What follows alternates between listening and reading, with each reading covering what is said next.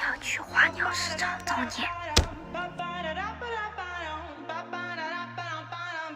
吃好香哦，好可爱。一般的不会死的，吃拉稀还干净。好可爱，好可爱哟。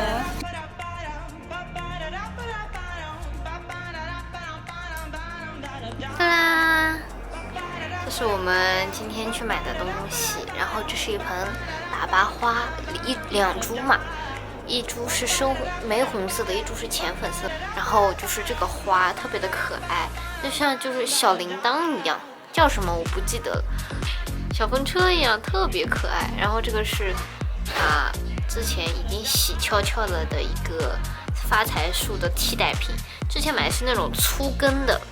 粗根的呢是不好经常浇水的，因为如果浇水浇多了它就会烂根，就会死。但这个是细根的，因为我很喜欢浇水，然后也不知道到底怎么浇，所以就买了细根的。然后下面是一些就是那种比如说水果的籽的苗发芽之后铺在那里，铺了一层，真的超可爱，而且很有弹性。